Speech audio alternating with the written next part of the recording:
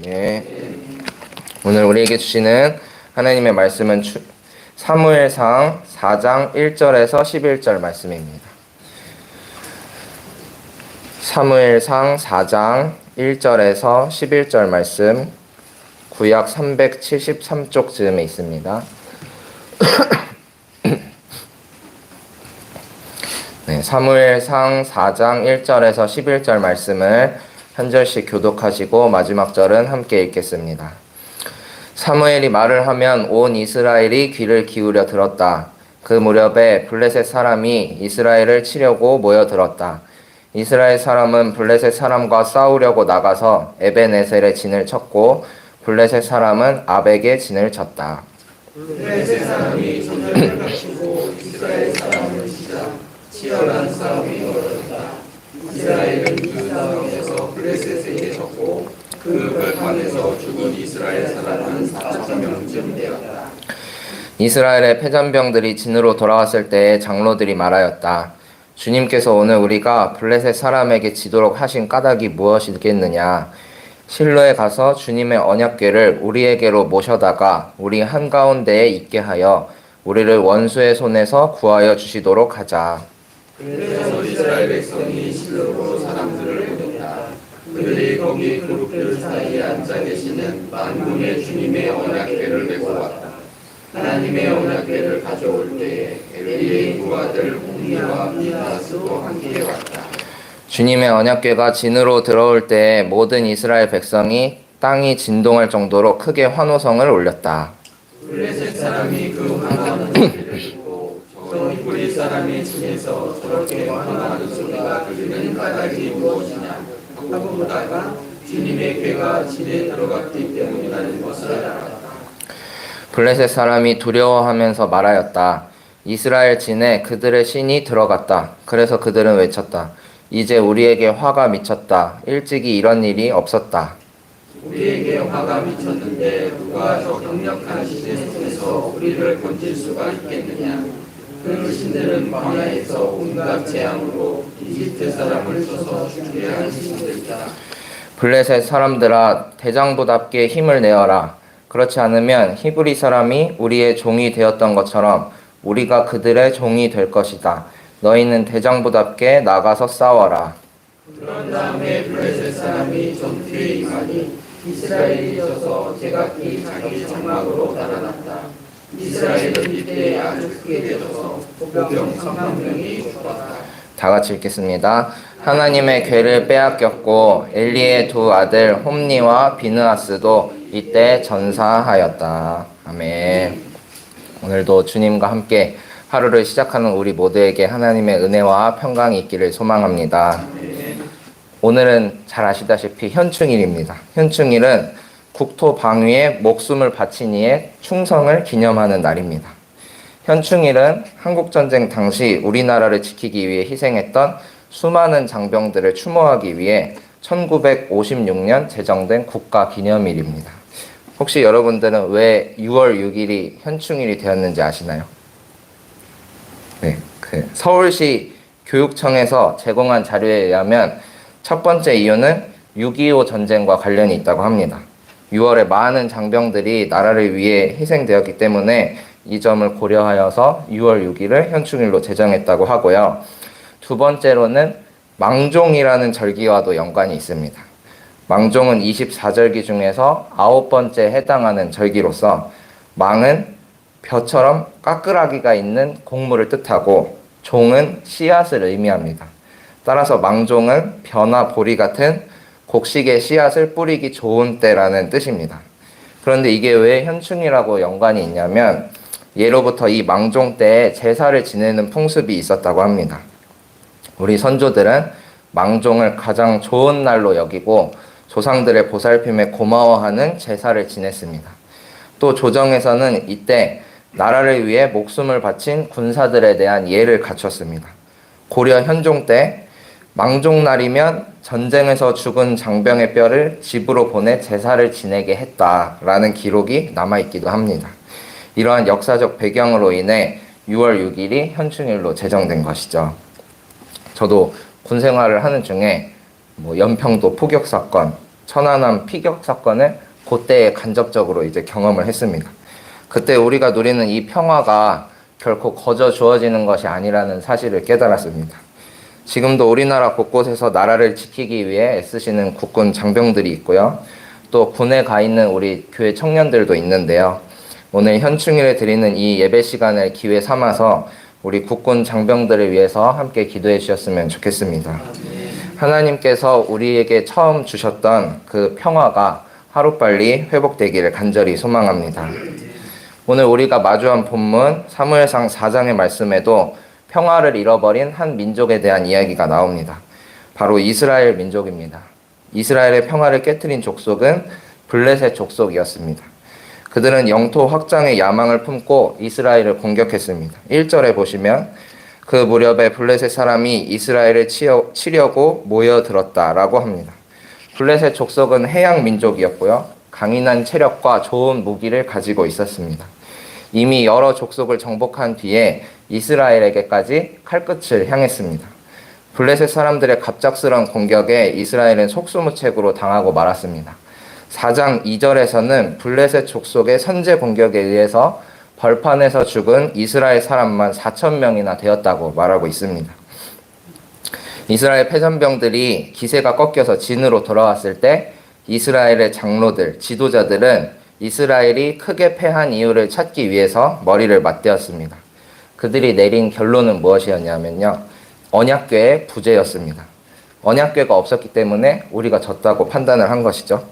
언약궤는 하나님 임재의 상징물입니다. 언약궤 안에는 십계명 돌판과 아론의 쌍난 지팡이 그리고 항아리에 담긴 만나가 보관되어 있었습니다. 언약궤는 성막 중 가장 거룩한 곳인 지성소에 항상 안치되어 있었습니다.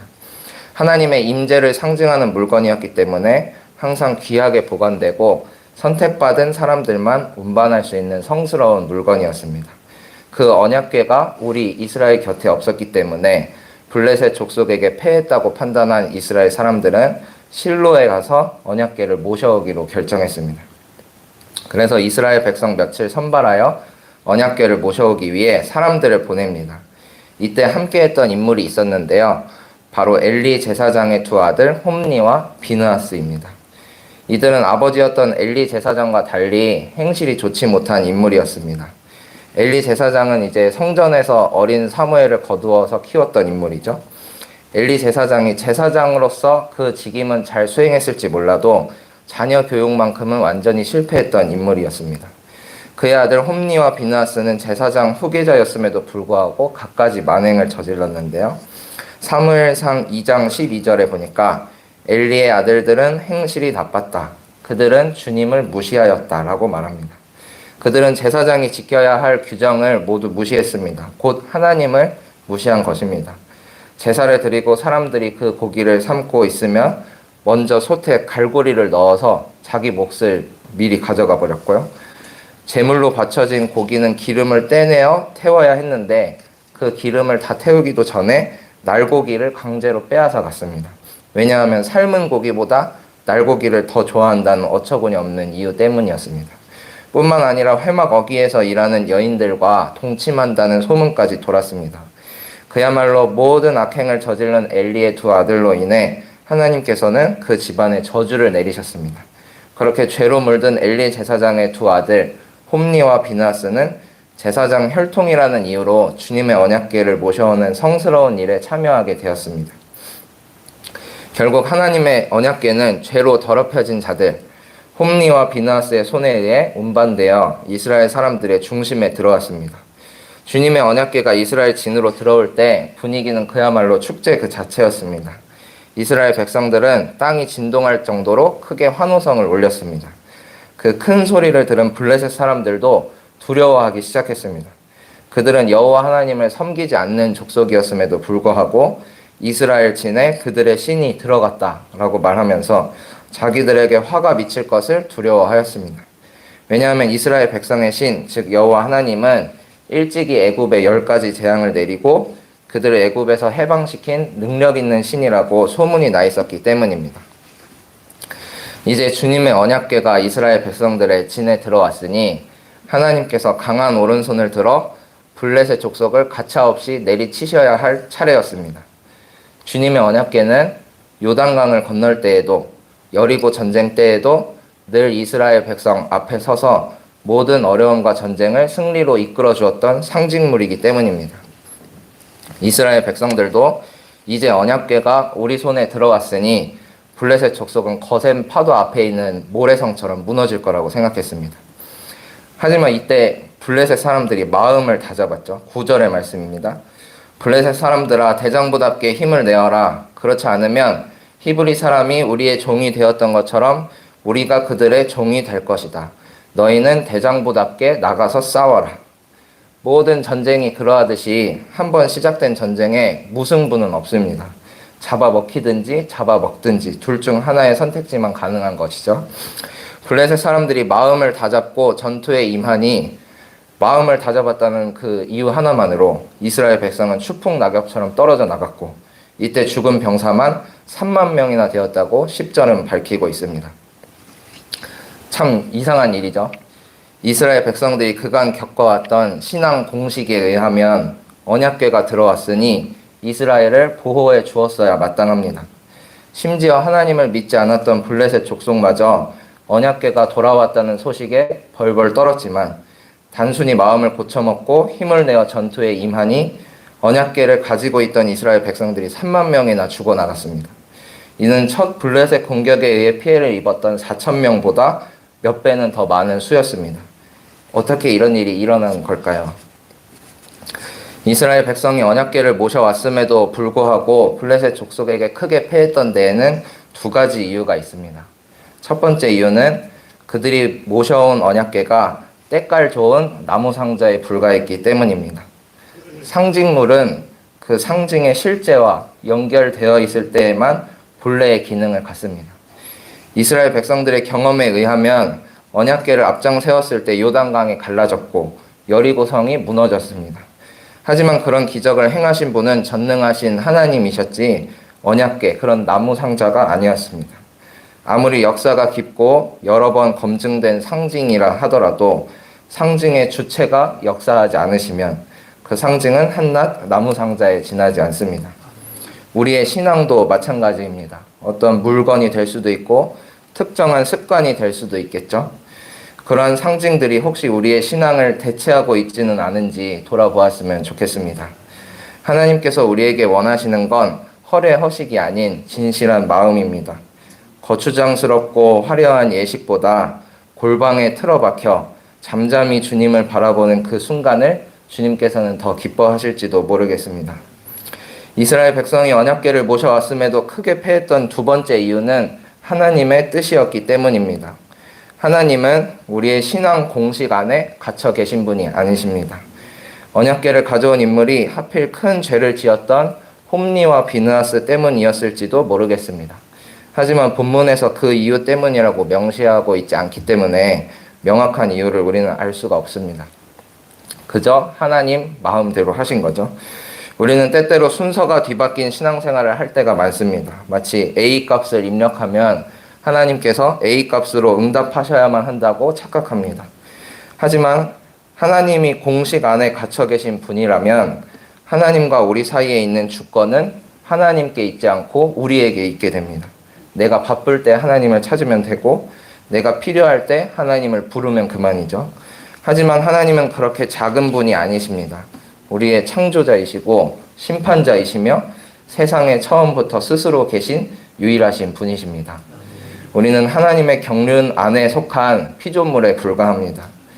이스라엘 백성들은 언약궤를 옮겨옴으로써 하나님의 임재를 그들이 좌지우지할 수 있다고 생각했습니다. 하지만 언약궤 안에 갇혀 계시지 않은 주님께서 그분의 뜻대로 이스라엘 백성들을 블레셋 족속의 손에 넘기셨습니다. 하나님의 놀라운 기적의 상징이 되었던 언약궤는 블레셋 족속 앞에서 때깔 좋은 나무 상자로 전락해 버렸습니다. 우리의 신앙이 이와 같이 되지 않기를 바랍니다. 우리의 예배, 구별하여 드리는 예물, 기도와 선행 등 우리 믿음의 모든 행위들이 거칠애로 남지 않기를 바랍니다. 다윗의 고백을 끝으로 말씀을 마치고자 합니다. 시편 51편 17절의 말씀입니다. 하나님께서 원하시는 재물은 찢겨진 심령입니다. 오 하나님, 주님은 찢겨지고 짓밟힌 마음을 멸시하지 않으십니다. 주님 앞에 찢겨진 심령 그대로 나아가는 우리 모두가 되기를 소망합니다. 주님이 원하시는 건 때깔 좋은 나무 상자가 아닌 우리의 진실한 마음입니다. 오늘도 진실한 마음으로 주님과 함께 동행하는 복된 날 되시기를 소망합니다. 기도하시겠습니다. 주님 감사합니다. 하나님께서 이 나라를 보호하셔서 저희가 이 평화를 누리고 있습니다. 언제나 주님께 영광 돌리는 나라 되게 해주시고 주님의 인도하심을 따라가는 나라 되게 하여 주시옵소서. 지금도 이 땅의 평화를 지키기 위해 전국 각지에서 애쓰는 국군 장병들이 있습니다. 그들의 영혼을 위로하여 주시고 늘 강건하게 붙들어 주시옵소서. 군에 가 있는 우리 교회 청년들도 함께하여 주셔서 남은 군생활 믿음 잃지 않고 주 안에서 승리하게 하여 주시옵소서. 이번 주 토요일에는 다 함께 모여 정릉천 청소를 하려고 합니다. 생태계 보전의 책임을 맡겨주신 주님의 말씀에 따라 작은 손길을 보태는 그 시간 가운데 주님 함께하여 주시옵소서.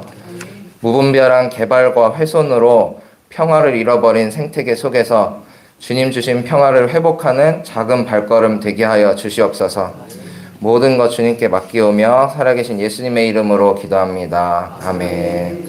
하늘에 계신 우리 아버지여, 이름이 거룩히 여김을 받으시오며 나라가 임하시오며 뜻이 하늘에서 이루어진 것 같이 땅에서도 이루어지이다. 오늘 우리에게 일용할 양식을 주시옵고 우리가 우리에게 죄 지은 자를 사하여 준 것 같이 우리 죄를 사하여 주시옵고 우리를 시험에 들게 하지 마시옵고 다만 악에서 구하시옵소서. 나라와 권세와 영광이 아버지께 영원히 있사옵나이다. 아멘.